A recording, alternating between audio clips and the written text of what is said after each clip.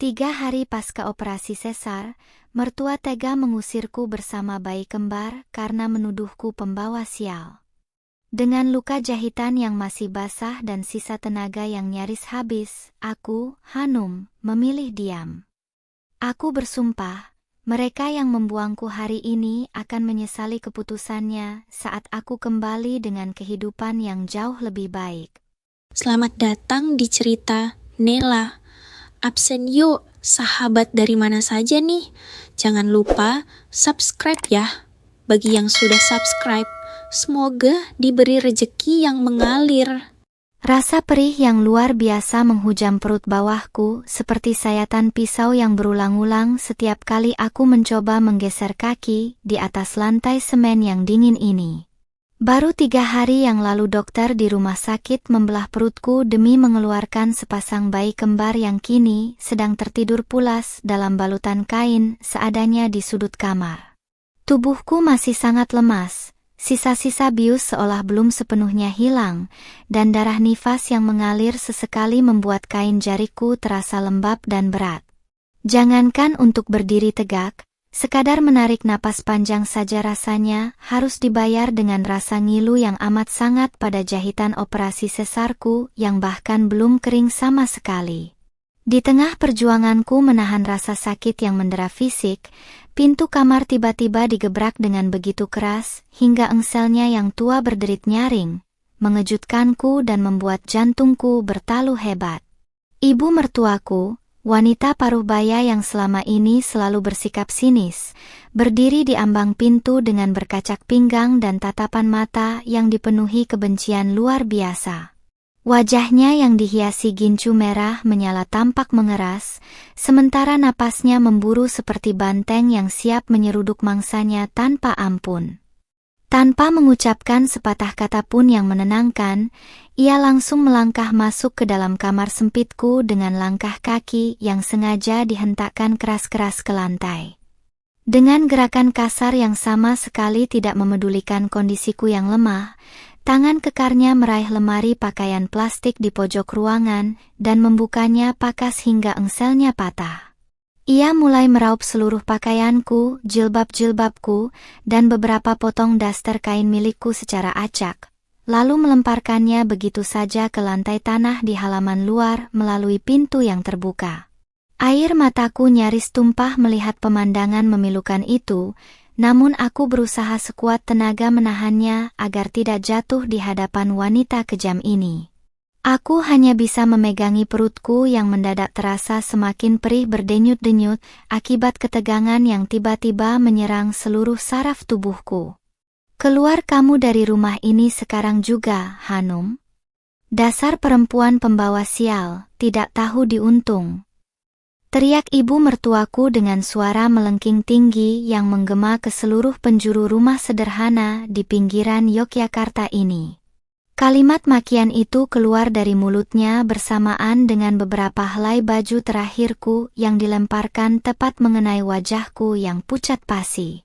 Ia menuduhku sebagai penyebab utama runtuhnya bisnis toko kelontong milik suamiku yang tiba-tiba gulung tikar pagi ini, seolah kelahiran anak kembar kami adalah sebuah kutukan, bukan berkah. Baginya, seluruh biaya operasi rumah sakitku telah menguras habis sisa modal usaha keluarganya, hingga mereka kini jatuh miskin dan terlilit utang. Suamiku sendiri, laki-laki yang berjanji di depan rasi altar untuk melindungiku seumur hidup, hanya berdiri mematung di balik punggung ibunya di luar kamar tanpa berani membela sedikit pun. Tatapan matanya kosong, tertunduk lesu menatap lantai seolah-olah dia telah kehilangan seluruh keberaniannya sebagai seorang kepala keluarga dan membiarkan ibunya menginjak-injak harga diriku. Aku menatapnya penuh harap, mencari sedikit saja pembelaan atau rasa kasihan di matanya, namun yang kudapatkan hanyalah keheningan yang mencekik dan pengabaian yang teramat dingin. Di saat itulah aku menyadari bahwa laki-laki yang berada di depanku ini bukanlah tempat bersandar yang aman bagi masa depanku dan anak-anakku. Ibu, tolong dengarkan aku dulu, Jahitan di perutku bahkan belum kering, darahnya masih merembes dan aku belum kuat untuk berjalan jauh membawa anak-anak. Ucapku dengan suara yang bergetar menahan perih, mencoba mengetuk pintu hatinya yang telah membatu. Namun, bukannya mereda, ucapanku justru menyulut kemarahan yang lebih besar, hingga ia melangkah mendekat dan mencengkeram lengan jilbabku dengan sangat kasar. Ia menarik tubuhku paksa hingga aku terhuyung ke depan, memicu rasa sakit yang luar biasa tajam di area perut bawah seolah-olah seluruh jahitan operasi di dalam dagingku terputus satu persatu. Rasa sakit itu begitu hebat hingga pandanganku sempat menggelap selama beberapa detik dan keringat dingin mulai membanjiri dahinya. Tanpa memedulikan rintihan lirihku, ibu mertuaku terus menyeret tas plastik besar yang kini berisi sisa-sisa pakaianku yang berantakan ke arah pintu keluar rumah. Ia terus memaki, menyebutku sebagai beban keluarga yang hanya tahu menghabiskan uang untuk urusan perut dan melahirkan anak yang dianggapnya merepotkan. Semua tetangga di sekitar rumah mulai keluar dan berkerumun di halaman, menyaksikan drama pengusiran kejam ini dengan tatapan berbisik-bisik yang semakin menyudutkan posisiku. Tidak ada satupun dari mereka yang berani mendekat untuk menolong. Mereka semua hanya menonton jalannya ketidakadilan ini, seperti menyaksikan sebuah pertunjukan teater gratis di siang bolong. Aku tahu, jika aku terus menangis dan memohon-mohon di kaki wanita tua ini, hal itu hanya akan membuat harga diriku semakin hancur dan injak-injak di depan semua orang. Maka, di tengah rasa sakit fisik yang mendera dan kehancuran hati yang tak bersisa, aku mengambil keputusan besar untuk berhenti bersuara dan memilih untuk diam 1000 bahasa. Aku mengatupkan bibirku rapat-rapat, menghentikan seluruh pasokan kata-kata pembelaan yang sia-sia, dan mulai mengumpulkan sisa tenaga yang kumiliki dengan sangat hati-hati. Dengan perlahan dan penuh perjuangan, aku meraih tas plastik berisi pakaianku lalu berjalan mendekati tempat tidur untuk menggendong kedua bayi kembarku yang mulai menggeliat terbangun. Dengan satu tangan memeluk erat tas plastik besar dan tangan lainnya mendekap kedua bayiku di dalam kain jarik, aku melangkah keluar melewati ambang pintu rumah yang selama ini kuhuni dengan penuh kesabaran. Setiap langkah kaki yang kuambil terasa seperti berjalan di atas hamparan paku panas yang menembus langsung ke rahimku, memicu denyutan rasa sakit yang membuat tubuhku gemetar hebat. Namun, aku menolak untuk menundukkan kepala. Kutegakkan pandanganku ke depan, menatap lurus ke arah jalanan kampung tanpa menoleh sedikit pun ke belakang. Diamku saat ini bukan berarti aku menerima perlakuan kejam mereka dengan pasrah, melainkan sebuah bentuk perlawanan diam-diam yang sedang kupersiapkan untuk masa depan. Sebelum benar-benar melangkah pergi meninggalkan halaman rumah terkutuk itu, aku menghentikan langkahku sejenak di bawah terik matahari siang yang membakar kulit tanpa membalikkan badan. Di dalam hati yang paling dalam, di balik hijab panjang yang menyembunyikan luka fisik dan batin yang menganga, aku merapalkan sebuah sumpah yang amat sakral demi darah dan air mata yang mengalir hari ini. Aku bersumpah demi nama kedua bayiku, bahwa hari ini adalah hari terakhir aku menjadi wanita yang lemah dan tidak berdaya di mata mereka semua. Mereka yang telah melempar pakaianku dan mengusirku dalam kondisi sekarat ini, suatu saat nanti akan berlutut di bawah kakiku untuk memohon ampunan yang tidak akan pernah kuberikan. Langkah kakiku terasa semakin berat dan goyah begitu menyusuri jalan setapak berbatu yang menjauh dari pekarangan rumah mantan mertuaku. Terik matahari siang yang menyengat seolah membakar ubun-ubun, menembus hijab panjangku dan membuat keringat bercampur air mata mengalir membasahi pipi yang pucat. Rasa perih di perut bawahku kian menjadi-jadi, terasa panas dan mencengkeram kuat seperti ada benang yang ditarik paksa dari dalam dagingku. Aku tahu, jika aku terus memaksakan diri berjalan tanpa ritme yang diatur, jahitan operasi sesarku bisa robek sepenuhnya dan menyebabkan pendarahan hebat yang bisa merenggut nyawaku di tengah jalan sepi ini. Kedua bayi kembarku di dalam dekapan kain jarik mulai menggeliat gelisah, seolah-olah mereka dapat merasakan penderitaan dan ketegangan yang sedang melanda tubuh ibunya. Suara tangisan halus mereka mulai pecah secara bergantian, menyayat hatiku yang sudah hancur berkeping-keping karena ketidakadilan yang baru saja kuterima. Aku terpaksa menghentikan langkah di bawah naungan pohon talok yang rindang di tepi jalan, mencoba menenangkan mereka sambil merapatkan pelukan dengan sisa-sisa tenaga yang ada. Hatiku menjerit pilu melihat wajah suci mereka yang kemerahan, harus ikut merasakan kerasnya takdir dan debu jalanan di usia yang baru menginjak 3 hari. Sambil bersandar pada batang pohon yang kasar, aku memberanikan diri mengintip ke dalam kain jarik untuk memeriksa kondisi perutku yang terasa semakin basah dan anyir. Benar saja, bercak darah segar berwarna merah tua mulai merembes keluar, menembus perban pasca operasi dan menodai kain bawahan yang kukenakan hingga terasa lengket di kulit. Kepalaku mendadak terasa sangat pening, pandanganku mengabur menciptakan kunang-kunang hitam yang menari-nari di depan mata akibat kehilangan banyak darah dan dehidrasi. Namun, ketakutan akan keselamatan kedua bayiku jauh lebih besar daripada rasa sakit fisik yang sedang menyiksa seluruh persendian tubuhku saat ini. Aku meraba kantong tunikku dengan tangan yang gemetar, berharap keajaiban menyisakan beberapa lembar uang di sana untuk sekadar membeli air minum atau ongkos angkutan umum. Hasilnya nihil.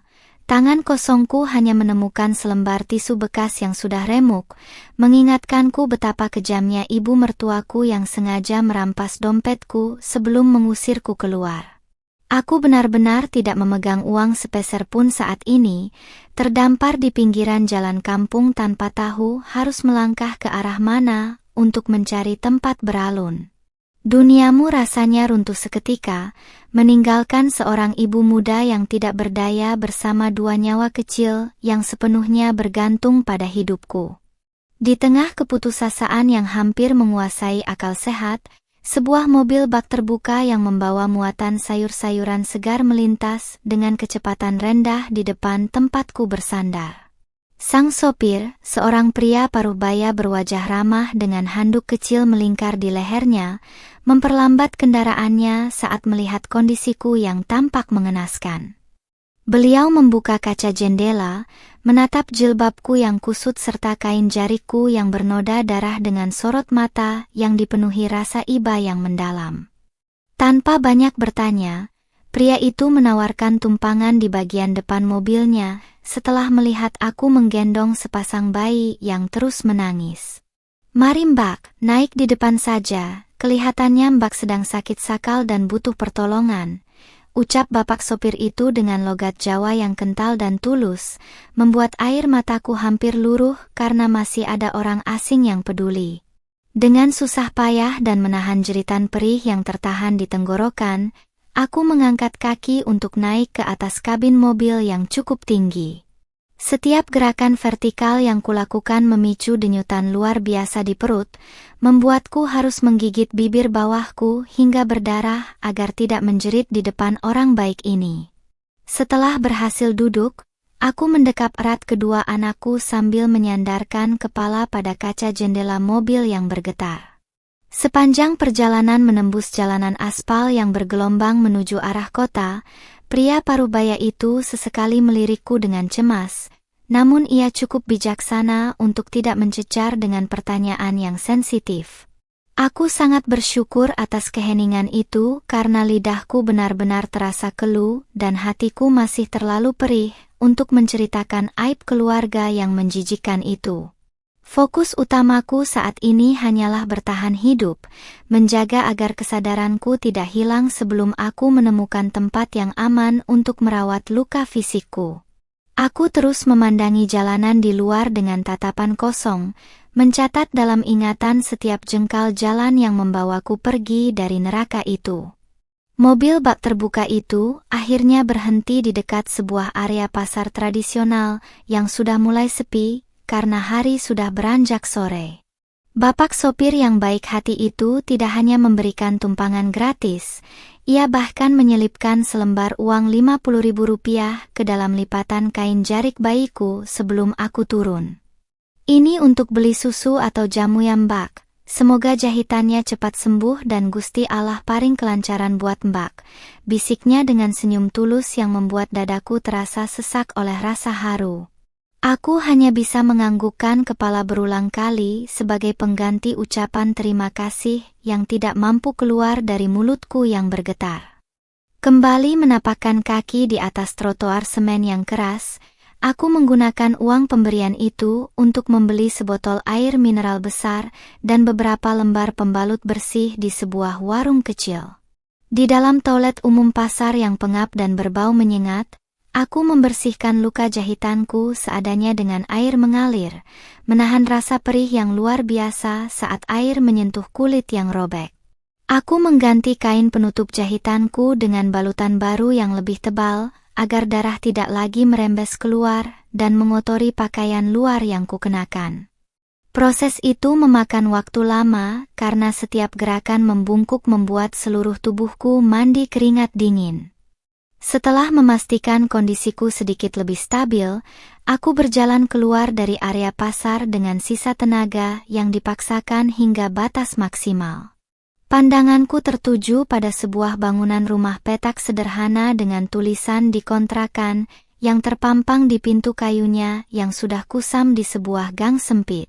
Aku berjalan mendekati rumah itu dengan tatapan yang kini tidak lagi menyiratkan kesedihan, melainkan kilatan tekad yang membara di balik hijabku. Disinilah, di tempat terasing yang jauh dari jangkauan keluarga suamiku, aku akan memulai babak baru kehidupanku dan mempersiapkan pembalasan dendam yang perlahan namun mematikan. Pintu kayu kusam itu terbuka dengan suara berdecit nyaring saat seorang wanita tua pemilik kontrakan membukanya dari luar dengan kunci yang berkarat. Aroma pengap langsung menyengat indera penciumanku, bercampur dengan bau debu yang tebal dari ruangan berukuran 3 kali 3 meter yang sudah lama tidak dihuni ini. Lantainya hanya berupa semen plesteran kasar yang sebagian sudah retak, dan sebuah kamar mandi kecil di sudut ruangan tampak sangat memprihatinkan dengan bak air plastik yang berlumut. Namun, di mataku yang sedang sekarat menahan sakit dan terusir dari rumah, ruangan pengap ini terasa seperti sebuah istana penyelamat yang bisa menyembunyikan aku dan kedua bayiku dari kejamnya dunia luar. Dengan suara yang sangat lirih dan napas yang terengah-engah, aku mencoba bernegosiasi dengan pemilik kontrakan, menjelaskan bahwa aku hanya memiliki uang Rp50.000 di tangan saat ini. Aku menunjukkan wajah kedua bayi kembarku yang malang dalam dekapan jarik, berharap sisa kebaikan hati manusia masih ada di dalam dada wanita tua berwajah judes di depanku ini. Tuhan rupanya mendengar jeritan batinku yang paling dalam. Setelah menatap nanar ke arah kain jarikku yang masih menyisakan noda darah nifas, wanita itu menghela napas panjang dan mengizinkanku tinggal selama 3 hari secara gratis. Beliau bahkan berjanji akan membawakan sebuah kasur lantai tipis dan beberapa potong pakaian bekas layak pakai milik cucunya untuk kedua anakku. Begitu pemilik kontrakan berlalu, pertahananku runtuh seketika dan tubuhku langsung ambruk berlutut di atas lantai semen yang dingin tanpa memedulikan rasa sakit yang menghantam rahimku. Aku merebahkan kedua bayiku dengan sangat hati-hati di atas selembar kain yang kuhampar sebagai alas darurat, memastikan kepala kecil mereka aman dari benturan. Air mata yang sejak siang tadi kutahan dengan sekuat tenaga kini tumpah tak terbendung, membasahi kain jilbabku hingga basah kuyup seiring dengan isak tangis yang tertahan di tenggorokan. Rasa sakit di perut bawahku kian hebat berdenyut-denyut, seolah-olah kulitku sedang ditarik paksa kedua arah yang berlawanan akibat dipaksa bergerak ekstrim tanpa istirahat. Ketika malam mulai melarut dan hawa dingin mulai menembus sela-sela pintu kayu yang renggang, kedua bayiku terbangun secara bergantian dan mulai menangis karena kelaparan. Dadaku terasa sangat sesak karena ASIku sama sekali belum keluar dengan lancar akibat tekanan stres yang luar biasa dan kondisi tubuhku yang sangat lelah dan dehidrasi. Aku memeluk mereka berdua sekaligus, mencoba menyusui mereka dengan sisa-sisa tenaga yang ada sambil merintih menahan perih saat mulut mungil mereka mengisap dengan kuat. Dalam keheningan malam yang mencekam itu, aku bersumpah pada diri sendiri bahwa aku tidak boleh mati di kamar ini. Aku harus kuat menghadapi cobaan ini demi 2 nyawa suci yang tidak berdosa ini. Keesokan paginya, pemilik kontrakan datang kembali dengan menepati janjinya, membawa sebuah kasur busa tipis yang sudah agak kempes dan sebungkus nasi rames hangat untukku. Kehangatan makanan pertama yang masuk ke perutku setelah hampir 24 jam berpuasa itu memicu aliran energi baru yang mengalir ke seluruh pembuluh darahku yang sempat membeku. Setelah mengisi perut, aku mengumpulkan sisa keberanian untuk membersihkan luka operasi sesarku dengan lebih saksama di dalam kamar mandi dengan menggunakan air hangat yang kubuat dengan pemanas air listrik kecil pemberian tetangga sebelah. Aku melihat pantulan wajahku di cermin kecil yang retak, wajah yang pucat pasi dengan mata yang bengkak, namun sorot matanya kini telah berubah menjadi sangat dingin dan tajam. Selama 2 hari berikutnya, aku menghabiskan sebagian besar waktuku untuk berbaring di atas kasur tipis itu, meminimalkan gerakan tubuhku agar proses penyembuhan jaringan kulit perutku bisa berjalan lebih cepat. Aku meminum sisa obat antibiotik dan pereda nyeri yang sempat kubawa dari rumah sakit dalam kantong plastik pakaian dengan sangat teratur sesuai jadwal. Keajaiban perlahan datang ketika ketenangan mulai menyelimuti pikiranku. Cairan ASIku mulai mengalir dengan deras, memenuhi kebutuhan nutrisi kedua anak kembarku hingga mereka tidak lagi sering menangis di malam hari. Di sela-sela waktu senggang saat anak-anak tertidur, aku mulai memutar otak, memikirkan bagaimana cara mendapatkan uang dengan cepat tanpa harus meninggalkan kamar ini. Aku teringat bahwa sebelum menikah dengan suamiku yang tidak berguna itu, aku adalah seorang lulusan diploma yang memiliki keahlian dalam membuat desain konten promosi digital dan menulis artikel lepas. Satu-satunya harta berharga yang berhasil kuselamatkan di dalam tas pakaian, karena selalu berada di dalam ransel kecilku, adalah sebuah ponsel pintar yang layarnya sudah sedikit retak di bagian pojok. Dengan sisa kuota internet yang hampir habis, aku mulai membuka kembali akun-akun media sosial lama milikku dan mencari lowongan pekerjaan paruh waktu sebagai penulis lepas atau pembuat konten promosi. Aku mendaftarkan diriku ke beberapa platform penyedia kerja lepas internasional dengan menggunakan nama samaran baru untuk menghindari pelacakan dari keluarga suamiku. Hari ketiga di kontrakan adalah hari penentuan, di mana aku harus membayar uang sewa bulanan atau menghadapi kenyataan pahit diusir kembali ke jalanan bersama anak-anakku. Tepat di siang hari yang krusial itu, sebuah notifikasi email masuk ke ponselku, mengabarkan bahwa sebuah agensi periklanan digital kecil bersedia menerimaku sebagai penulis skrip konten video pendek dengan sistem bayaran harian. Tugas pertamaku adalah membuat 5 skrip iklan produk kecantikan dengan tenggat waktu yang sangat ketat, yaitu sebelum matahari terbenam pada hari yang sama. Tanpa membuang waktu sedetik pun, aku langsung mengetik dengan cepat di layar ponsel sambil memangku salah satu bayiku yang sedang menyusu dengan tenang. Jari-jariku bergerak dengan lincah di atas layar kaca yang retak itu, menuangkan seluruh ide kreatif dan emosi yang terpendam di dalam dadaku ke dalam bentuk rangkaian kata yang menjual dan penuh daya pikat.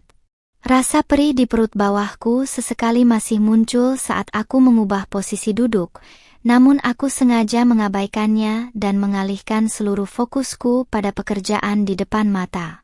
Aku menyelesaikan kelima skrip tersebut tepat 1 jam sebelum batas waktu berakhir dan langsung mengirimkannya kembali ke pihak agensi dengan jantung yang berdebar kencang menanti hasil kurasi mereka. 30 menit kemudian, sebuah pesan masuk dari aplikasi perbankan digital menunjukkan saldo masuk sebesar Rp250.000 ke rekening pribadiku. Air mata haru menetes perlahan di pipiku, bukan karena nominal uangnya yang tidak seberapa, melainkan karena aku sadar bahwa aku bisa menghasilkan uang sendiri tanpa perlu mengemis pada suamiku. Aku segera melangkah keluar kamar dengan langkah kaki yang sudah jauh lebih stabil untuk menemui pemilik kontrakan dan menyerahkan uang sewa untuk setengah bulan ke depan sebagai jaminan tempat tinggal kami. Kembali ke dalam kamar sempit itu, aku memandangi wajah kedua bayi kembarku dengan senyuman tipis yang syarat akan makna perlawanan. Ini adalah langkah awal dari rencana besarku. Dari kamar pengap berukuran 3x3 meter inilah, roda takdirku akan mulai berputar untuk menghancurkan mereka yang telah membuangku. 2 minggu telah berlalu sejak hari di mana aku diusir seperti binatang, dan kondisi fisikku perlahan-lahan mulai membaik meskipun rasa ngilu di bekas jahitan operasi sesarku masih sering datang menyengat saat udara malam mulai mendingin. Ruang kontrakan sempit ini kini telah berubah menjadi sebuah ruang kerja darurat yang dipenuhi dengan aura perjuangan dan tekad yang membara. Dengan menggunakan sebuah meja kayu kecil berkaki pendek yang kupinjam dari tetangga sebelah, aku menghabiskan belasan jam setiap harinya di depan layar ponselku yang retak untuk menyelesaikan puluhan pesanan skrip iklan yang terus berdatangan. Uang hasil kerja keras itu langsung kuputar kembali untuk membeli kuota internet yang lebih besar dan menyewa sebuah laptop bekas berkualitas rendah agar pekerjaanku bisa berjalan dengan lebih cepat dan efisien. Fokus utamaku saat ini tidak hanya sekadar mencari uang untuk membeli susu formula dan membayar sewa kamar petak ini, melainkan membangun sebuah sistem yang bisa menjatuhkan bisnis keluarga suamiku secara perlahan dari balik layar. Aku mulai memanfaatkan keahlianku dalam menganalisis algoritma media sosial untuk mempelajari pergerakan bisnis toko kelontong dan grosir milik mantan mertuaku yang katanya sedang terlilit utang besar setelah aku pergi. Melalui akun samaran yang kubuat khusus, aku mendapati bahwa mereka mencoba bertahan dengan cara membuka layanan pesan antar digital, namun eksekusinya sangat buruk dan sering mendapat komplain dari para pelanggan di area Yogyakarta. Senyum sinis terukir di bibirku saat melihat celah besar itu. Mereka tidak tahu bahwa wanita yang mereka sebut pembawa sial ini memiliki kemampuan untuk mengendalikan opini publik di dunia maya. Sambil menggendong kedua bayi kembarku secara bergantian untuk memberikan ASI, jemariku dengan lincah mengetik strategi promosi untuk sebuah toko grosir saingan terbesar milik mantan mertuaku yang terletak hanya beberapa blok dari rumah mereka. Aku menawarkan jasa pengelolaan media sosial dan pembuatan konten video pendek kepada pemilik toko grosir saingan tersebut dengan sistem bagi hasil berdasarkan kenaikan omzet penjualan mingguan. Pemilik toko grosir saingan yang merupakan seorang pria Tionghoa Parubaya itu awalnya ragu, namun ia akhirnya setuju untuk mencobanya setelah aku menyodorkan 3 konsep video promosi yang sangat unik dan memiliki potensi besar untuk menjadi viral di platform digital. Aku tahu persis apa yang disukai oleh emak-emak dan masyarakat setempat, dan aku akan menggunakan pengetahuan itu sebagai senjata pemukul yang mematikan. Video pendek pertama yang kurancang dengan konsep drama komedi situasi tentang kehidupan belanja ibu-ibu di pasar tradisional langsung meledak di media sosial dalam waktu kurang dari 24 jam setelah diunggah. Jutaan penonton membanjiri kolom komentar, dan ratusan orang dari berbagai penjuru wilayah mulai berbondong-bondong mendatangi toko grosir saingan tersebut untuk berbelanja karena tergiur dengan promo yang kubuat. Efek domino dari viralnya konten tersebut langsung berdampak sangat buruk bagi stabilitas toko kelontong milik mantan mertuaku yang kian sepi ditinggal pelanggan setianya. Dari dalam kamar kontrakan yang pengap ini, aku menyaksikan laporan penurunan omzet mereka yang kudapatkan dari seorang mantan karyawan grosir mereka yang kini berpihak kepadaku karena sering kuberi bonus informasi digital. Di minggu ketiga, nominal bagi hasil yang kuterima dari toko grosir saingan itu melonjak drastis hingga menyentuh angka 10 juta rupiah dalam 1 minggu, sebuah jumlah yang sangat besar bagi seorang ibu tunggal di dalam gang sempit. Uang itu langsung kugunakan untuk pindah dari kamar kontrakan 3x3 meter ini menuju sebuah rumah sewa yang jauh lebih layak, bersih, dan aman di pusat kota Yogyakarta demi kesehatan bayi kembarku. Aku juga menyewa seorang pengasuh bayi paruh waktu yang jujur, untuk membantuku merawat anak-anak di siang hari, agar aku bisa memiliki waktu penuh, untuk fokus mengembangkan agensi digital kecil-kecilan yang baru saja kudirikan. Penampilan fisikku yang semula pucat dan layu kini mulai kembali memancarkan rona kehidupan, seiring dengan nutrisi yang tercukupi dan berkurangnya stres fisik pasca operasi. Suatu sore saat aku sedang memeriksa laporan keuangan agensiku di teras rumah baru, ponselku tiba-tiba bergetar hebat menampilkan sebuah nomor telepon yang sangat kukenal. Nomor milik suamiku yang sudah lama kublokir namun kini mencoba menghubungi lewat aplikasi pesan lain. Hatiku berdesir sesaat, bukan karena rasa rindu yang tersisa, melainkan karena rasa jijik yang amat sangat mengingat bagaimana dia hanya diam membisu saat ibunya menyeretku ke lantai tanah dengan luka operasi yang berdarah. Aku membiarkan ponsel itu berdering hingga mati dengan sendirinya, menolak untuk memberikan panggung bagi laki-laki lemah yang tidak pernah memiliki keberanian untuk menjadi pelindung bagi darah dagingnya sendiri. Diamku kali ini adalah dinding pembatas yang sangat tebal, menandakan bahwa Hanum yang dulu bisa mereka injak-injak telah mati bersama darah nifas yang mengering di jalan setapak. Tidak putus asa karena panggilannya diabaikan, suamiku kemudian mengirimkan sebuah pesan teks panjang yang isinya penuh dengan keluhan tentang bagaimana ibunya kini sering marah-marah karena toko mereka terancam disita oleh pihak bank akibat gagal membayar cicilan bulanan. Dia memohon-mohon agar aku kembali ke rumah dengan membawa anak-anak, berjanji akan membujuk ibunya untuk meminta maaf dan memperlakukanku dengan lebih baik dari sebelumnya jika aku mau membantu keuangan mereka. Membaca pesan konyol itu membuatku tertawa lepas di tengah keheningan sore, sebuah tawa yang syarat akan kepuasan batin karena skenario yang kurancang berjalan jauh lebih cepat dari perkiraanku semula. Mereka mengira aku masih menjadi wanita bodoh yang akan luluh hanya dengan kata-kata manis penuh kepalsuan setelah hampir membuatku mati terinfeksi di jalanan.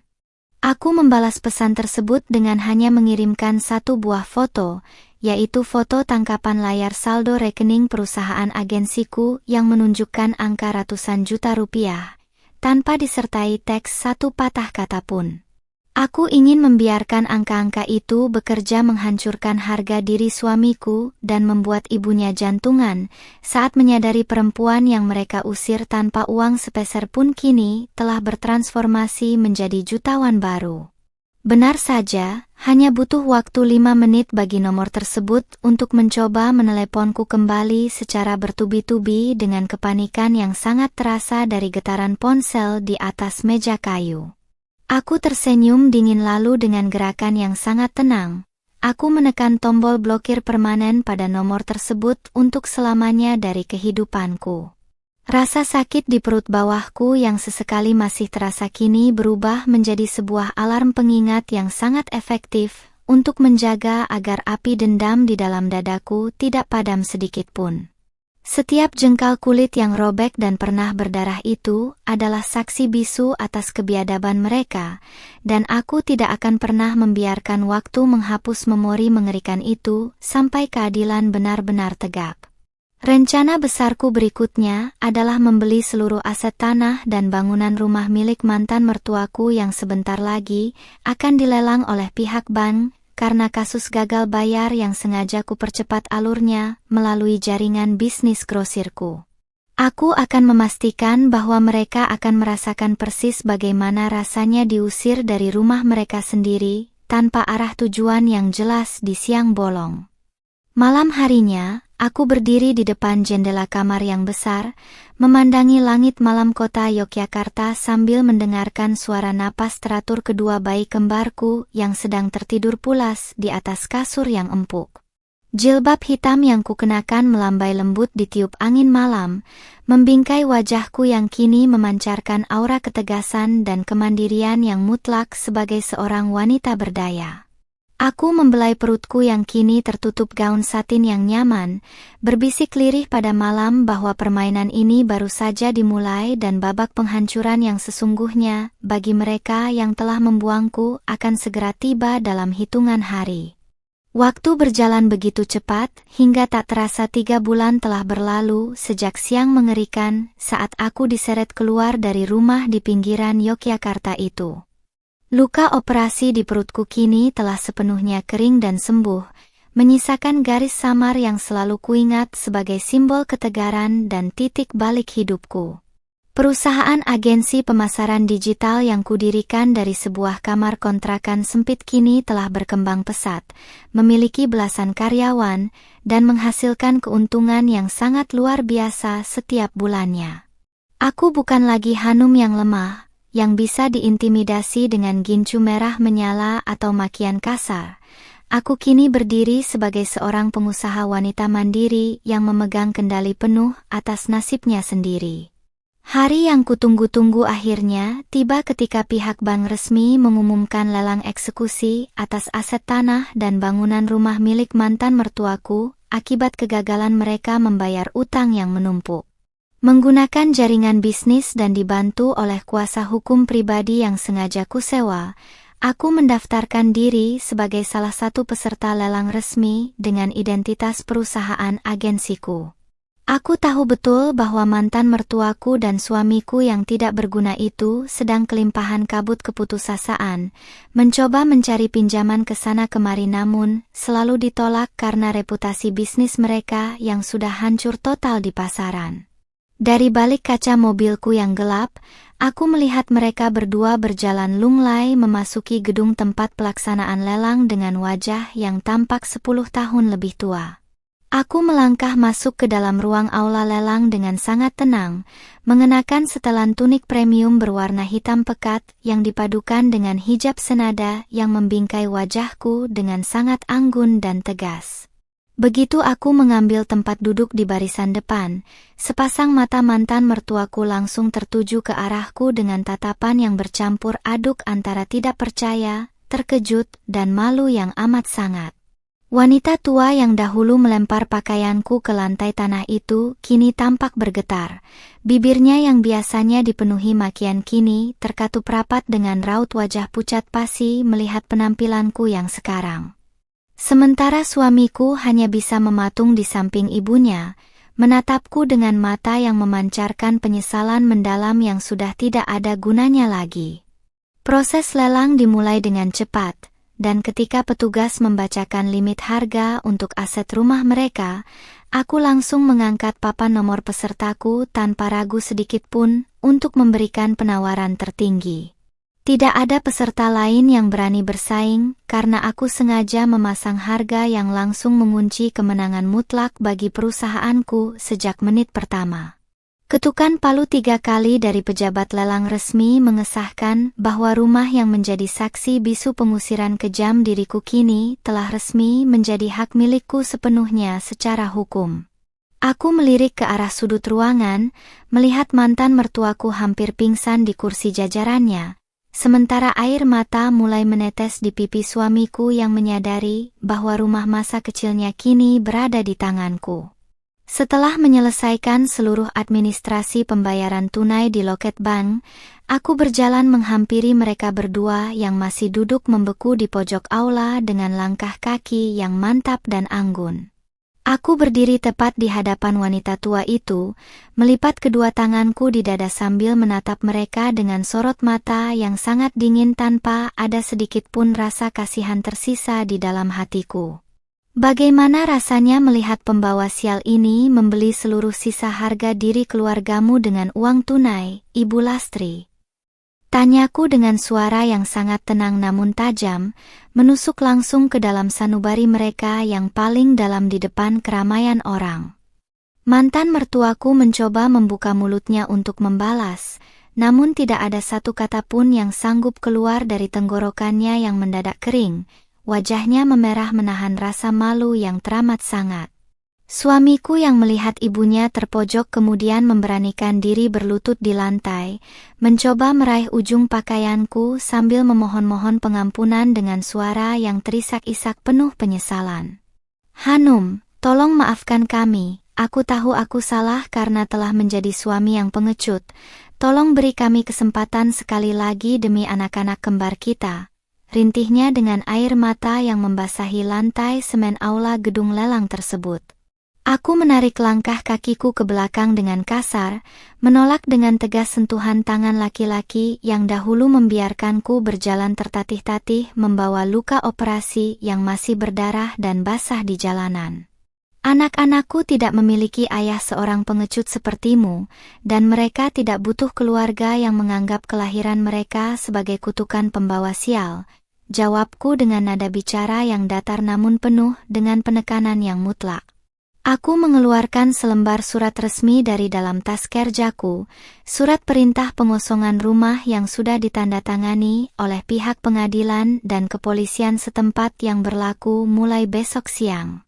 Aku melemparkan surat perintah pengosongan itu tepat ke atas pangkuan mantan mertuaku, mengulangi persis gerakan kasarnya saat dia melemparkan baju-bajuku ke lantai tanah beberapa bulan yang lalu. Besok siang jam 12 tepat, aku sendiri yang akan datang ke rumah itu bersama petugas untuk memastikan tidak ada satupun dari kalian yang masih menginjakkan kaki di atas tanah milikku, ucapku sambil menatap lurus ke dalam mata wanita tua itu yang kini mulai berkaca-kaca karena ketakutan akan kehilangan tempat beralun. Ini adalah pembalasan yang sempurna, di mana hukum tabur tuai bekerja dengan sangat instan dan akurat tanpa melanggar jalur hukum yang berlaku di negara ini. Tanpa menunggu jawaban atau ratapan mereka yang semakin menjadi-jadi, aku berbalik dan melangkah pergi meninggalkan ruangan aula lelang dengan kepala tegak dan senyuman kepuasan yang mengembang di bibir.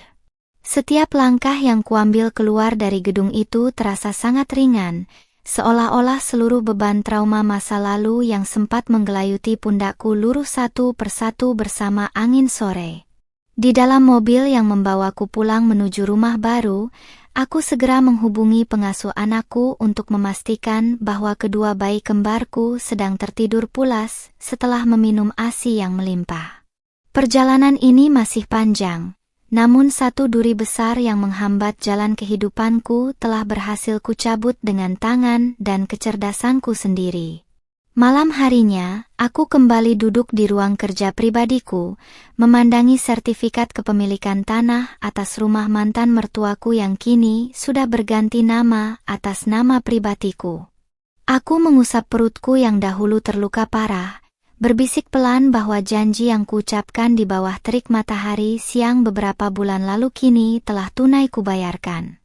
Besok adalah hari di mana aku akan menyaksikan mereka berdua mengepak barang-barang mereka sendiri dan keluar dari sana, merasakan persis bagaimana perihnya diusir tanpa harga diri di hadapan seluruh tetangga kampung yang menonton. Jarum jam tepat menunjukkan pukul 12 siang ketika mobil mewah berlogo perusahaan agensiku berhenti tepat di depan gerbang rumah yang dahulu menjadi saksi bisu penderitaanku. Sinar matahari hari ini terasa sama teriknya dengan siang kelam 3 bulan lalu, namun kali ini aku tidak lagi berdiri dengan tubuh gemetar, kain jarik bernoda darah, atau jilbab yang kusut. Aku turun dari kursi belakang dengan anggun, mengenakan tunik brokat modern berpotongan tegas yang mengikuti lekuk tubuhku yang sudah kembali proporsional pasca melahirkan. Didampingi oleh 2 orang kuasa hukum, 3 petugas kepolisian, dan beberapa orang pekerja angkut yang sengaja kusewa, aku melangkah mantap memasuki pekarangan rumah kampung di pinggiran Yogyakarta ini. Suasana di sekitar pekarangan langsung riuh berbisik ketika para tetangga kampung mulai keluar dari rumah mereka masing-masing untuk menyaksikan tontonan yang sangat tidak biasa ini. Beberapa emak-emak yang dahulu hanya diam menonton saat aku diusir kini terbelalak lebar, menutup mulut dengan tangan melihat kedatanganku yang bak seorang nyonya besar berkuasa.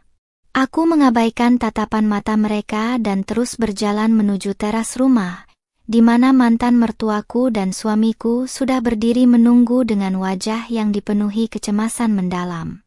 Di lantai teras, tampak beberapa kardus mie instan bekas dan tas plastik besar berisi pakaian mereka yang sudah dikemas secara asal-asalan dan terburu-buru.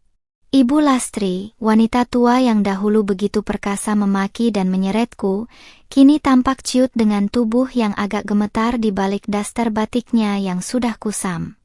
Gincu merah menyala yang biasanya menghiasi bibir tipisnya kini absen, digantikan oleh bibir yang pucat pasi dan mata yang sembab, karena semalaman tidak bisa tidur memikirkan nasib mereka.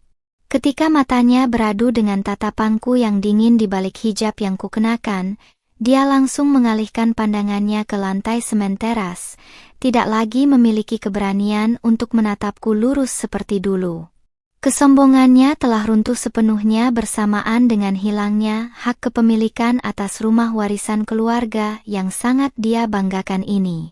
Waktu kalian sudah habis, silakan angkat kaki dari rumah ini sekarang juga karena seluruh aset ini sudah resmi menjadi milik perusahaan saya, ucapku dengan suara yang lantang dan tegas, cukup keras untuk didengar oleh para tetangga yang berkerumun di luar pagar.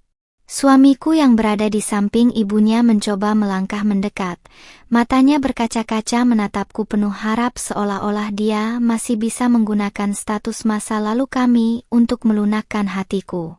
Namun, salah seorang petugas kepolisian dengan sigap merentangkan tangan, menghalangi langkahnya dan memberikan isyarat tegas bahwa mereka tidak diizinkan untuk membuat tindakan yang mengganggu ketertiban eksekusi. Dengan suara yang gemetar dan nyaris tidak terdengar, mantan suamiku itu mulai meratap, memohon agar aku memberikan waktu setidaknya 1 atau 2 minggu lagi bagi mereka untuk mencari kontrakan baru. Hanum, tolong kasihanilah ibu, beliau sedang sakit sakal sejak kemarin dan kami benar-benar tidak punya uang lagi untuk membayar sewa tempat tinggal lain saat ini, rintihnya dengan wajah yang memelas penuh kehancuran. Mendengar kalimat itu, seulas senyum sinis terukir di sudut bibirku. Ingatan tentang bagaimana mereka tidak memedulikan luka jahitanku yang masih basah dan merembes, darah mendadak berputar kembali dengan sangat jelas di kepala. Apakah kalian memikirkan kondisiku yang sakit sakal dan berdarah-darah saat melempar baju-bajuku ke lantai tanah 3 bulan yang lalu? Tanyaku dengan nada bicara yang sangat tenang namun mengandung tekanan psikologis yang amat berat. Pertanyaanku yang menohok itu langsung membuat suamiku bungkam 1000 bahasa, sementara beberapa tetangga di luar pagar mulai saling berbisik, membenarkan keputusanku karena mereka ingat betul betapa kejamnya perlakuan keluarga ini dahulu kepadaku. Tidak ada lagi ruang untuk negosiasi atau rasa kasihan yang semu. Hukum tabur tuai hari ini harus diselesaikan sampai ke akar-akarnya tanpa ada yang terlewat. Aku memberikan isyarat tangan kepada para pekerja angkut yang kubawa untuk segera masuk dan mengeluarkan sisa barang-barang milik mantan mertuaku yang masih tertinggal di dalam rumah. Dengan gerakan yang cepat dan terorganisasi, para pekerja itu mulai menggotong lemari pakaian, televisi tua, dan kasur kapuk milik mereka keluar ke halaman rumah tanpa memedulikan ratapan lirih Ibu Lastri. Pemandangan ini adalah replika sempurna dari apa yang aku alami dulu, bedanya kali ini semuanya berjalan secara legal di bawah perlindungan hukum yang sah dan dilakukan dengan penuh kehormatan dari pihakku.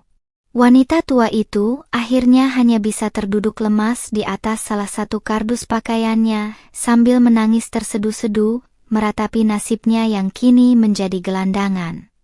Sebelum melangkah pergi meninggalkan teras, aku mendekati Ibu Lastri yang masih menangis sesenggukan, lalu merogoh tas kerjaku untuk mengambil selembar uang Rp50.000 yang baru.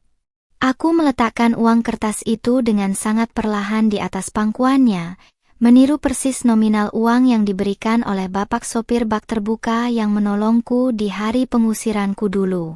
Ini uang untuk ongkos angkutan umum kalian siang ini. Anggap saja ini adalah bentuk sedekah terakhir dari perempuan pembawa sial yang pernah kalian buang tanpa belas kasihan, bisikku tepat di dekat telinganya dengan suara yang teramat dingin. Tanpa menunggu tanggapan lebih lanjut dari mereka berdua, aku berbalik memunggungi rumah penuh kenangan pahit itu dan berjalan perlahan menuju mobil mewahku yang mesinnya masih menyala. Kuasa hukumku menyerahkan sebuah kunci rumah yang baru dengan gantungan kuningan yang berkilau, menandakan bahwa aku kini memegang kendali mutlak atas properti ini untuk dipugar menjadi kantor cabang baru agensiku. Aku masuk ke dalam kabin mobil yang sejuk, menutup pintunya dengan rapat, dan seketika itu juga seluruh suara tangisan dan hiruk-pikuk di luar sana lenyap digantikan oleh keheningan yang menenangkan jiwa. Mobil perlahan bergerak maju meninggalkan gang kampung, membiarkan mantan mertua dan suamiku berdiri meratapi nasib mereka di tepi jalan bersama tumpukan barang bekas di bawah terik matahari. Dari balik jendela kaca yang gelap, aku memandangi jalan setapak batu tempatku berjalan tertatih-tatih dulu dengan perasaan yang sepenuhnya lega dan bebas. Dendam ini telah terbayar dengan cara yang paling elegan, bukan dengan kekerasan fisik atau makian murahan, melainkan dengan pembuktian kesuksesan mutlak yang menghancurkan mereka tanpa sisa. Tugas pertamaku telah usai, dan kini saatnya aku kembali ke rumah baruku untuk memeluk sepasang bayi kembarku yang menjadi sumber kekuatan terbesarku. Lembaran hitam masa lalu telah resmi kututup rapat-rapat, dan kini seluruh fokus serta energi hidupku kucurahkan sepenuhnya untuk masa depan kedua bayi kembarku yang tumbuh semakin menggemaskan. Rumah baru kami yang terletak di pusat kota Yogyakarta kini selalu dipenuhi oleh suara tawa riang dan celotehan khas bayi yang menyejukkan seluruh sudut ruangan. Setiap pagi sebelum memulai aktivitas pekerjaan di depan laptop, aku selalu menyempatkan diri untuk memandikan mereka, menjemur tubuh mungil mereka di bawah sinar matahari pagi yang sehat, dan menyuapi mereka dengan ASI yang melimpah. Di dalam dekapan hijabku yang hangat, aku berjanji bahwa sepasang anak kembar ini tidak akan pernah kekurangan kasih sayang ataupun materi sedikit pun, meskipun mereka tumbuh tanpa kehadiran sosok seorang ayah. Luka fisik pasca operasi sesar di perutku kini hanya menyisakan garis putih samar yang tidak lagi terasa sakit atau perih, melainkan menjadi sebuah tanda jasa atas perjuangan hidup matiku. Bentuk tubuhku pun telah kembali ideal dan proporsional seperti sedia kala berkat pola makan sehat dan olahraga ringan yang rutin kulakukan di sela-sela kesibukan mengurus bisnis digital. Aku selalu memilih pakaian tunik berbahan premium yang jatuh dengan pas di tubuh, memberikan kesan sebagai seorang ibu muda yang cerdas, profesional, dan berkelas di mata para klien bisnis. Penampilan luar yang tertata rapi ini merupakan refleksi dari keteraturan mental dan emosional yang berhasil kubangun kembali setelah sempat hancur lebur diinjak-injak oleh keluarga mantan mertuaku. Perusahaan agensi pemasaran digital yang kurintis dari kamar kontrakan sempit kini telah bertransformasi menjadi sebuah perseroan terbatas yang sah dan memiliki reputasi yang sangat diperhitungkan di tingkat nasional. Aku memutuskan untuk mengubah bangunan rumah lama milik mantan mertuaku yang telah resmi kubeli di pelelangan menjadi sebuah kantor cabang khusus untuk pelatihan konten kreator muda lokal. Keputusan ini sengaja kuambil bukan untuk memamerkan kekuasaan, melainkan untuk mengubah tempat yang dahulunya penuh dengan aura penindasan dan air mata menjadi sebuah wadah kreativitas yang menghasilkan nilai ekonomi tinggi. Langkah bisnis ini mendapat apresiasi yang sangat luar biasa dari jajaran pemerintah daerah setempat karena dinilai mampu membuka lapangan kerja baru bagi pemuda kampung. Ekspansi bisnisku tidak berhenti sampai di situ saja. Aku mulai merambah ke dunia bisnis kecantikan dengan meluncurkan sebuah lini produk perawatan kulit herbal khusus untuk ibu-ibu pasca melahirkan. Terinspirasi dari pengalamanku sendiri yang sempat mengalami masa-masa sulit merawat diri setelah operasi, aku merancang produk ini dengan konsep yang sangat matang dan harga yang terjangkau bagi semua kalangan. Kampanye pemasaran digital yang kususun sendiri dengan memanfaatkan jaringan pembuat konten di agensiku langsung meledak di pasaran sejak hari pertama peluncuran resmi dilakukan. Ribuan paket produk kecantikan terjual habis setiap minggunya, membuat pundi-pundi kekayaanku melonjak drastis hingga mencapai angka miliaran rupiah dalam waktu yang relatif singkat. Kesuksesan finansial yang luar biasa ini membuatku mampu memberikan fasilitas terbaik bagi perkembangan dan pendidikan anak-anak kembarku yang kini mulai belajar merangkak aktif di atas lantai.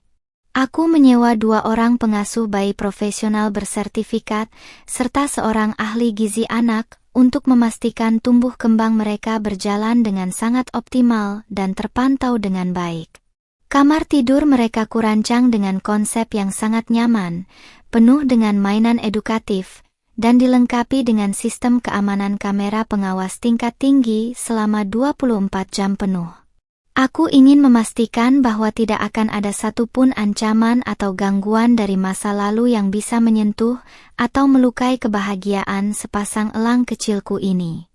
Suatu hari saat aku sedang memimpin rapat evaluasi bulanan bersama jajaran manajer agensiku di ruang pertemuan utama, sekretaris pribadiku masuk dengan wajah yang tampak agak ragu-ragu membawa sebuah map coklat.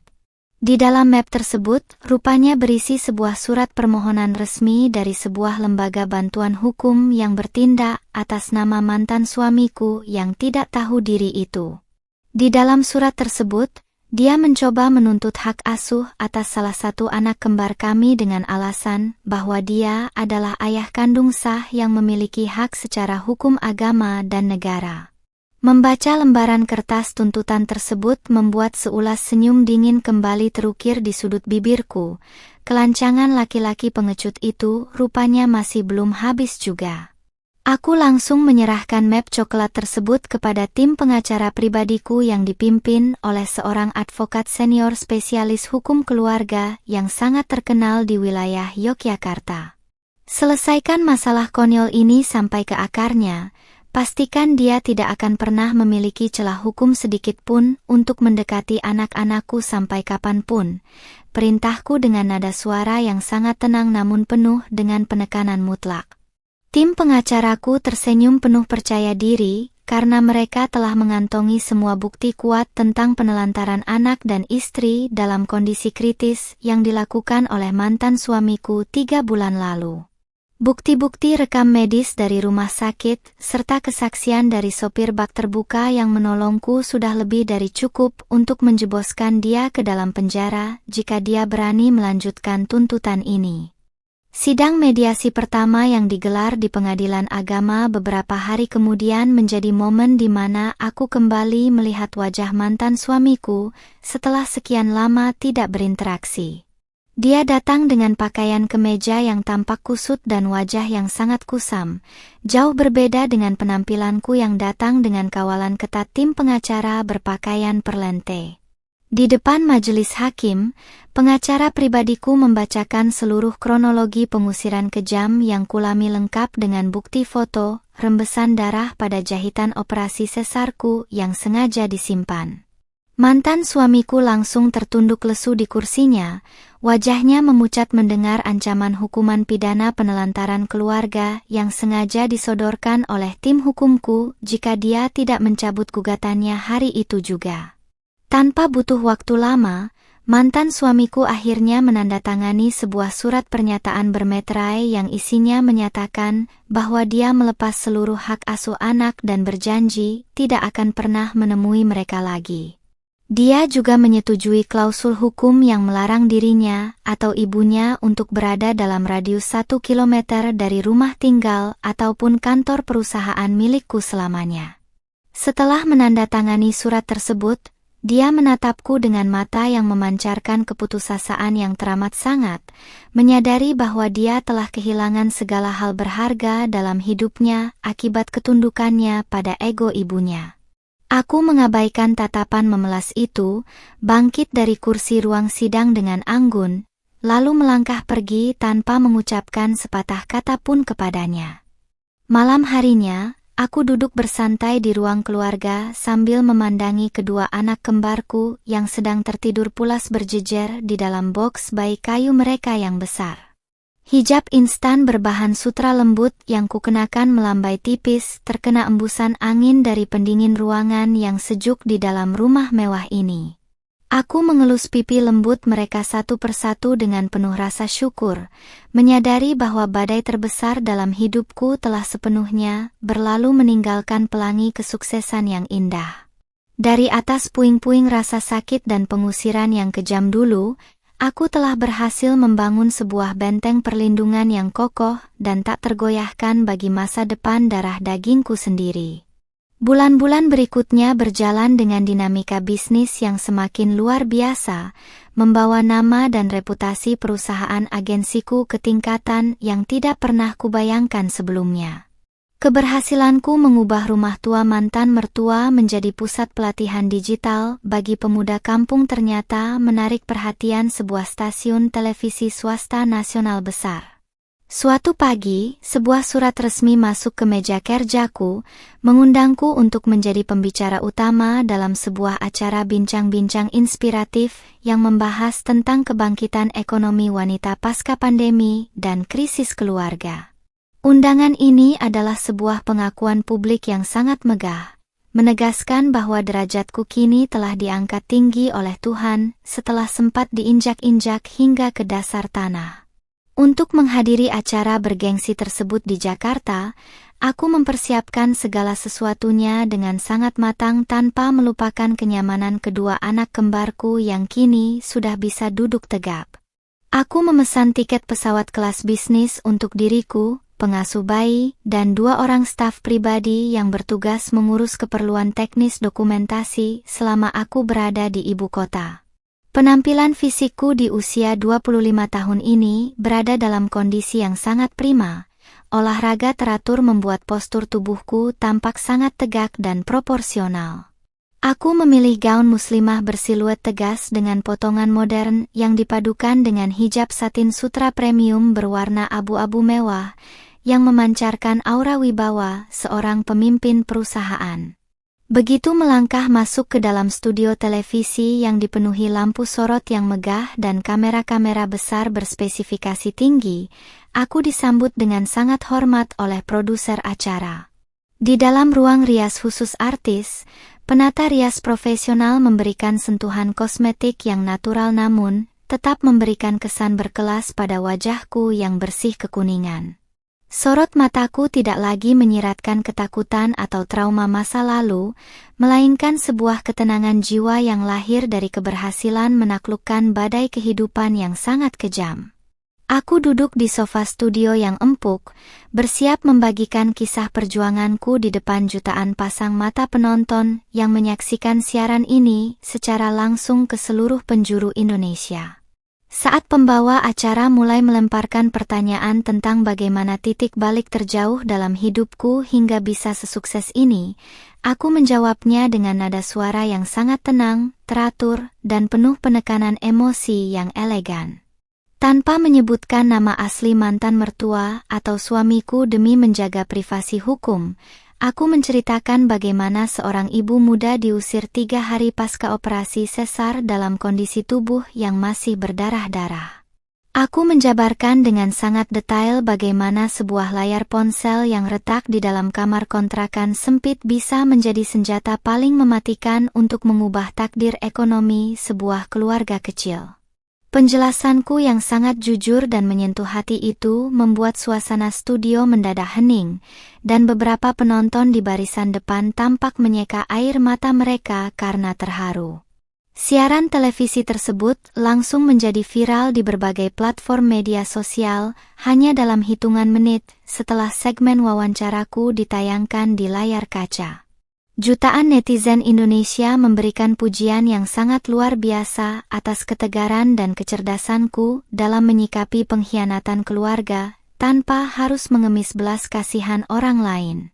Potongan video saat aku menjelaskan bahwa diamku bukan menyerah, melainkan sedang mengumpulkan tenaga untuk membeli sisa harga diri mereka, ditonton oleh belasan juta orang dalam waktu 1 malam saja.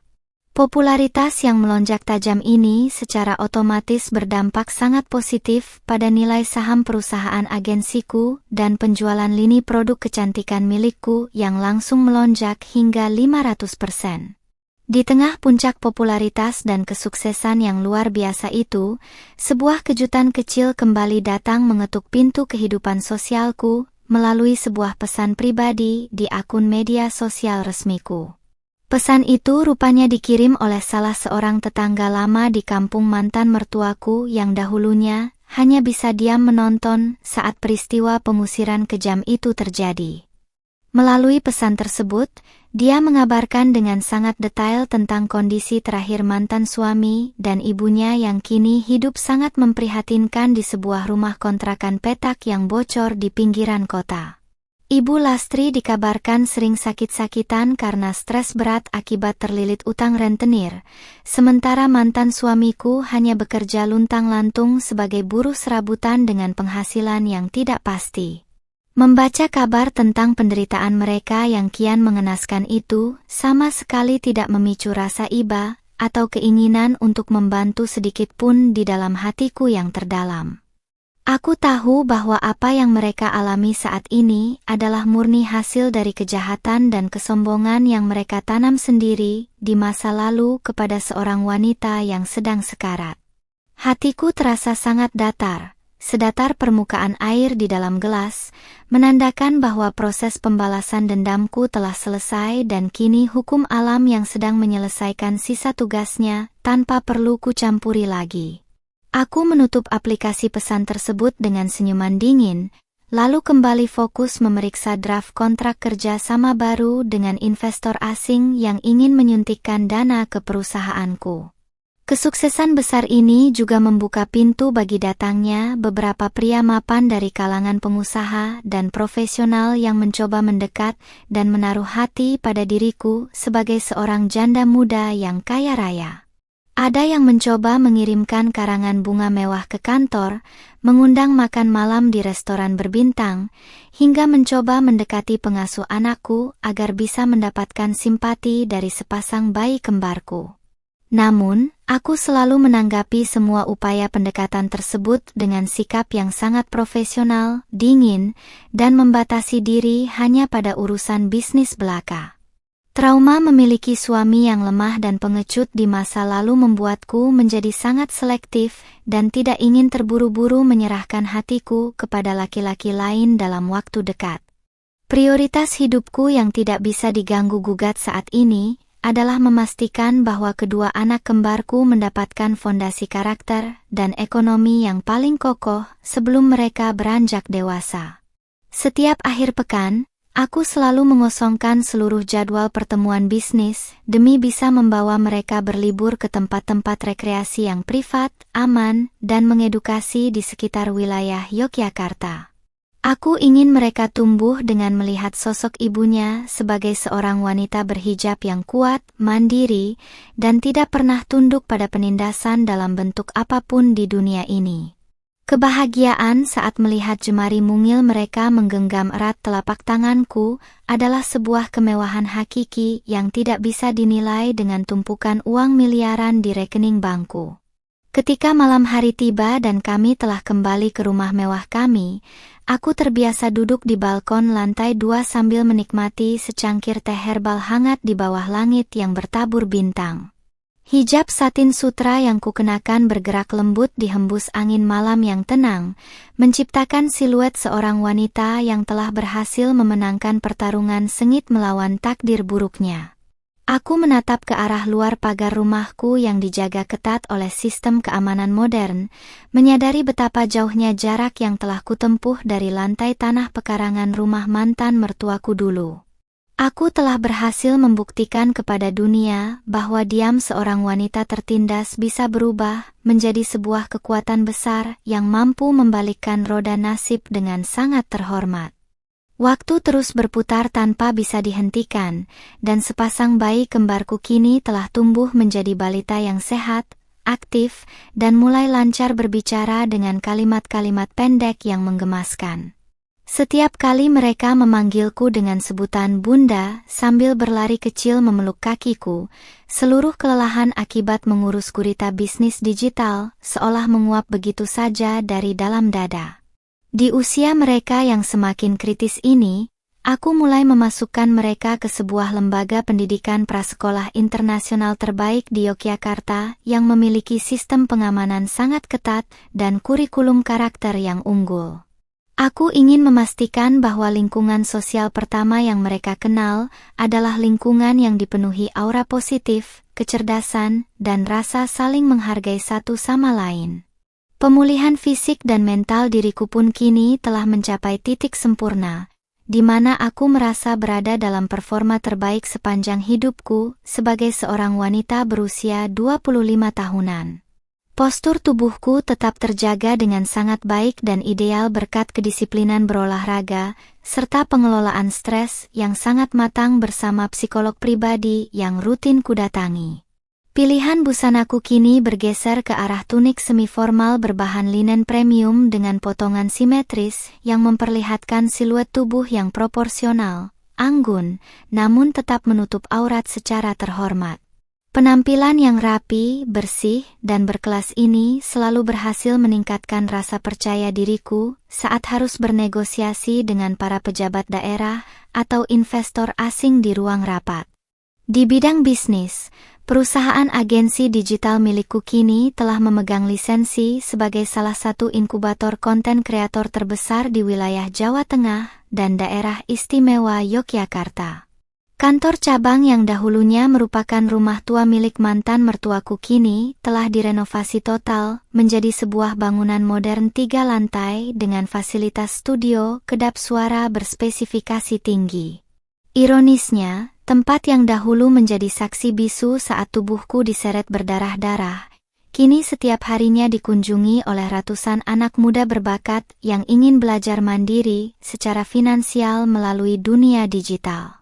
Aku sengaja mempertahankan struktur fondasi utama bangunan lama itu sebagai pengingat abadi bagi diriku sendiri bahwa dari titik terendah dialah sebuah kejayaan besar bisa dilahirkan. Suatu siang di hari Jumat yang tenang, ketenanganku terusik sesaat ketika manajer operasional kantor cabangku melaporkan adanya seorang pria asing yang terus-menerus mondar-mandir di sekitar area luar gerbang kantor.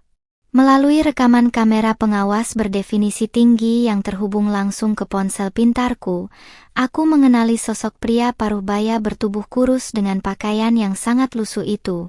Dia adalah mantan suamiku. Wajahnya tampak sangat kuyu, rambutnya gondrong tidak terawat, dan sorot matanya menyiratkan keputusasaan yang sangat mendalam saat menatap papan nama perusahaanku yang terpampang besar di dinding luar. Rupanya, setelah sekian lama menghilang, dia mencoba memberanikan diri mendekati areaku lagi karena desakan ekonomi yang kian menjepit hidupnya. Sesuai dengan perjanjian hukum bermeterai yang telah kami sepakati di pengadilan agama setahun lalu, mantan suamiku tidak diizinkan berada dalam radius 1 kilometer dari seluruh aset milikku. Tanpa perlu mengotori tanganku atau menemuinya secara langsung, aku langsung menghubungi tim keamanan internal kantor yang dibantu oleh petugas kepolisian setempat untuk mengambil tindakan tegas di lapangan. Dari balik layar monitor komputer di ruang kerja utamaku, aku melihat bagaimana 2 orang petugas keamanan berbadan tegap langsung menggiring mantan suamiku menjauh dari area gerbang kantor dengan sangat tegas. Dia sempat mencoba memberontak dan berteriak memanggil namaku, namun suaranya langsung tenggelam oleh deru mesin kendaraan yang melintas di jalan raya depan kantor.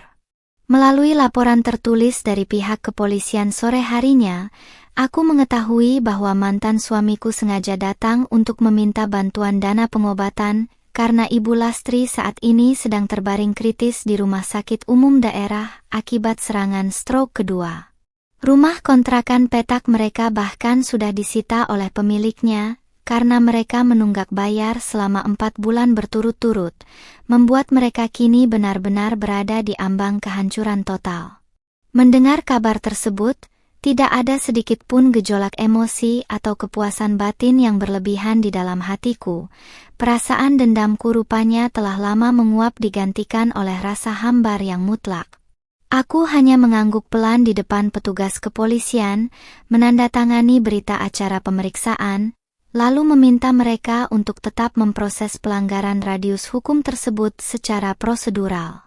Aku menyadari bahwa pembalasan dendam terbaik yang sesungguhnya bukanlah melihat musuh-musuh kita hancur berantakan di depan mata, melainkan ketika kita berhasil mencapai tingkat kehidupan di mana keberadaan mereka tidak lagi berpengaruh sedikit pun pada kebahagiaan kita. Fokus energiku terlalu berharga jika harus digunakan untuk meratapi atau memikirkan nasib orang-orang dari masa lalu yang telah memilih jalan kejahatan mereka sendiri. Kini, aku lebih memilih menghabiskan waktu soreku dengan membaca buku-buku tentang strategi investasi saham global atau berdiskusi dengan tim ahli mengenai rencana pembangunan yayasan panti asuhan khusus anak-anak telantar. Aku ingin kekayaan yang dianugerahkan Tuhan kepadaku saat ini bisa mengalir menjadi berkah yang nyata bagi orang-orang yang benar-benar membutuhkan pertolongan. Kehidupan asmaraku pun mulai kedatangan sebuah babak baru ketika seorang pria lulusan universitas luar negeri yang menjabat sebagai kepala divisi hukum di sebuah bank badan usaha milik negara mulai menunjukkan ketertarikan yang tulus. Pria ini sangat berbeda dari laki-laki masa laluku. Dia adalah sosok yang cerdas, memiliki prinsip hidup yang kuat, mandiri secara finansial, dan yang paling penting, dia sangat menghormati batasan privasiku sebagai seorang ibu tunggal. Dia tidak pernah memaksakan kehendak atau terburu-buru mengajakku melangkah ke jenjang yang lebih serius, melainkan memilih untuk membangun komunikasi yang sehat berbasis profesionalisme kerja terlebih dahulu. Pendekatan yang sangat dewasa dan penuh rasa hormat ini perlahan-lahan mulai mencairkan dinding es yang sempat membeku di dalam sudut hatiku yang terdalam. Namun, sebelum aku membuka hati sepenuhnya untuk hubungan yang baru, aku selalu mengedepankan kepentingan dan kenyamanan psikologis kedua anak kembarku di atas segala-galanya di dunia ini. Setiap kali pria tersebut ingin berkunjung ke rumah, aku selalu memastikannya terjadi di ruang tamu formal luar, dan hanya dalam konteks diskusi pekerjaan, atau makan malam bersama tim manajemen perusahaanku. Aku ingin anak-anakku tumbuh besar tanpa merasa bingung dengan kehadiran figur pria baru di dalam rumah, sampai aku benar-benar yakin akan ketulusan hati pria tersebut. Bagiku, mahkota tertinggi seorang wanita setelah mengalami kehancuran rumah tangga adalah kemampuannya untuk menjadi pelindung, penyaring, dan pembuat keputusan terbaik bagi masa depan darah dagingnya sendiri. Malam harinya, aku berjalan perlahan menuju kamar tidur anak-anakku yang luas, memandangi wajah suci mereka yang sedang tertidur pulas dengan posisi saling berpelukan di bawah temaram lampu tidur yang hangat. Jilbab instan berbahan kaos lembut yang kukenakan melambai tipis ditiup angin dari pendingin ruangan yang sejuk, membingkai wajahku yang kini dipenuhi rasa kedamaian batin yang seutuhnya. Aku membelai rambut halus mereka satu persatu dengan penuh kelembutan, berbisik lirih bahwa fondasi istana kehidupan baru kami kini telah berdiri dengan sangat kokoh dan tidak akan pernah bisa diruntuhkan oleh badai apapun lagi. Besok adalah hari Sabtu, hari di mana aku akan mendedikasikan seluruh waktuku sepenuhnya untuk bermain bersama mereka, menikmati buah dari setiap tetes darah dan air mata yang pernah kutumpahkan dulu. Hari ini, tepat di hari ulang tahun kedua anak kembarku, halaman belakang rumah mewah kami di pusat kota Yogyakarta telah disulap menjadi taman bermain yang sangat indah dan meriah. Balon-balon berwarna pastel menghiasi setiap sudut, dipadukan dengan dekorasi panggung kayu kecil tempat kue ulang bertingkat dengan lilin angka 2 berdiri megah. Puluhan anak-anak dari panti asuhan yang kubina datang sebagai tamu kehormatan, berbaur dengan anak-anak para karyawan agensiku dalam suasana yang penuh tawa dan sukacita. Di tengah keriuhan itu, Aku berdiri dengan perasaan haru yang luar biasa, memandangi sepasang buah hatiku yang kini tumbuh menjadi balita yang sangat tampan, cantik, cerdas, dan ceria. Di usiaku yang kini menginjak 25 tahun lebih beberapa bulan, aku merasa kehidupan telah mengembalikan semua hal yang pernah dirampas dariku secara berlipat ganda. Kondisi fisikku berada dalam tahap yang sangat prima, sehat bugar tanpa ada lagi sisa-sisa trauma atau rasa ngilu dari bekas operasi sesar masa lalu. Untuk acara istimewa ini, aku memilih mengenakan tunik brokat modern bersiluet A-line berwarna dusty rose yang pas membungkus bentuk tubuhku yang ideal dan proporsional.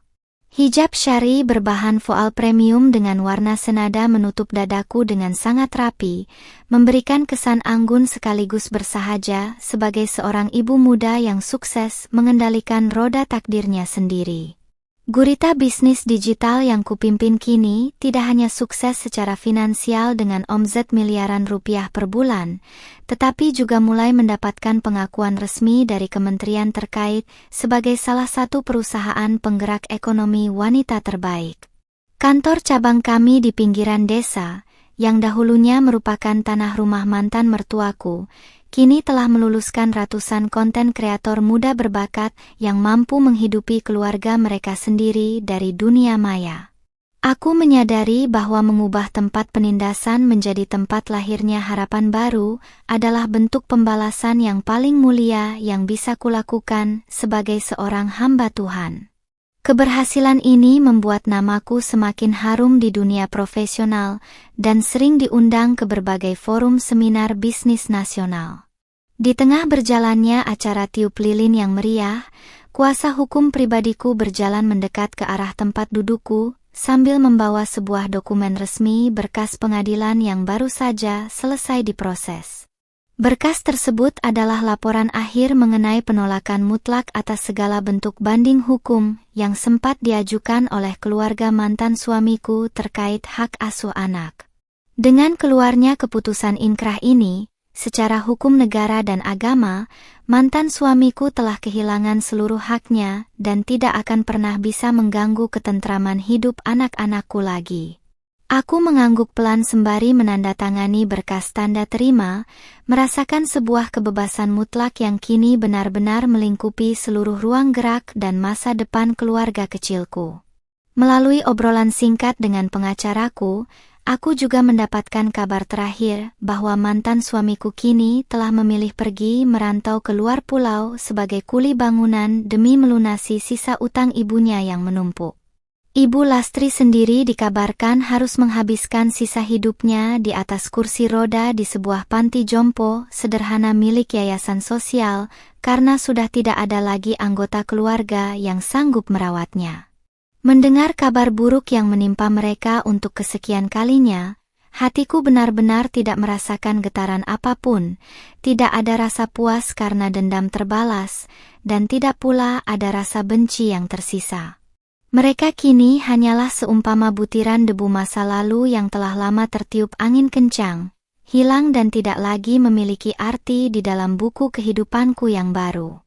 Aku melangkah mendekati boks panggung kecil, lalu berjongkok untuk memeluk kedua anak kembarku yang langsung menghambur ke dalam pelukan hangatku sambil tertawa renyah menyembunyikan wajah mereka di pundakku. Sentuhan jemari mungil mereka pada pipiku dan aroma harum tubuh khas anak-anak adalah obat penawar paling mujarab yang menghapus seluruh memori kelam tentang pengusiran kejam 2 tahun lalu. Di dalam dekapan hijabku, aku membisikkan doa-doa terbaik untuk masa depan mereka, berjanji akan terus menjadi madrasah pertama sekaligus benteng perlindungan terkuat bagi kehidupan mereka. Aku ingin mereka tumbuh dengan mengetahui bahwa ibu mereka bukanlah seorang korban yang malang, melainkan seorang pemenang yang berhasil bangkit dari badai. Pria mapan yang menjabat sebagai Kepala Divisi Hukum Bank BUMN yang selama ini mendekatiku tampak hadir di antara para tamu undangan, berdiri dengan sopan di sudut taman sambil melemparkan senyum tulus ke arahku. Kehadirannya hari ini membawa warna baru yang menenangkan di tengah hiruk-pikuk acaraku, memperlihatkan kedewasaan sikapnya yang tidak pernah memaksakan diri untuk menguasai panggung hidupku. Hubungan kami yang berjalan lambat namun konsisten di atas landasan rasa, saling menghormati dan profesionalisme kerja membuatku mulai berani membuka sedikit demi sedikit celah di hatiku yang sempat terkunci rapat. Aku tahu bahwa masa depan asmaraku kini berada di tangan yang tepat, di mana aku tidak lagi mencari sosok pelindung, melainkan seorang mitra sejajar untuk bertumbuh bersama.